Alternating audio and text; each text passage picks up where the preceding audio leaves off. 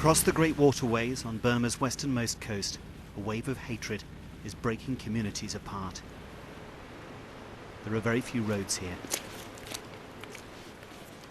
This is how we reach Sentimore, a remote Muslim fishing village of 1,500, now swollen by 5,000 evacuees. Their homes have been destroyed by the sectarian attacks which began in June. Local Buddhists are trying to drive out Muslims who they say don't belong in Burma. These Muslim men showed us scars from the assault on their village 2 weeks ago, an assault backed, they say, by the police and army.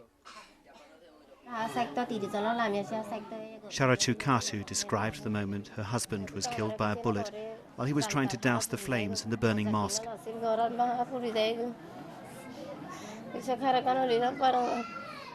She despairs now over how she and her children will survive.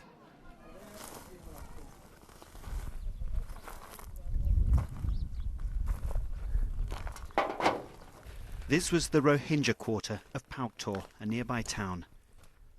There are victims on both sides, Buddhist and Muslim. But the Muslim Rohingyas have borne the brunt of the violence. What happened to this village and many others wasn't a spontaneous outburst of ethnic anger.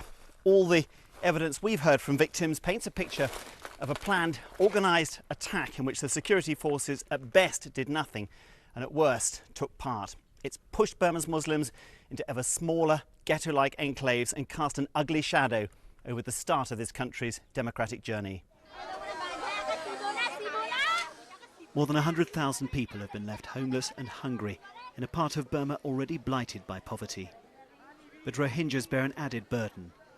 Even long-established families are not recognised as citizens. I am the rightful citizen of this country, and I am the rightful abider of that citizenship law. So why I have not the citizen ID card? That policy has encouraged local Buddhists to believe it's okay to expel Muslim neighbours with whom they have a long list of grievances. At a monastery, I was shown photographs of alleged Muslim atrocities. Muslims are accused of trying to outgrow the Buddhist population. We can't expel them all. Those who are legal citizens of Burma can stay here. But if they do, they must adapt to our culture. This is the flip side of Burma's seemingly miraculous transformation. Long suppressed fear and intolerance bubbling to the surface. It drove 45-year-old Surakatu from her home and left her to die, racked with fever, while sheltering under a building in someone else's village. Jonathan Head, BBC News, Rakhine State, Burma.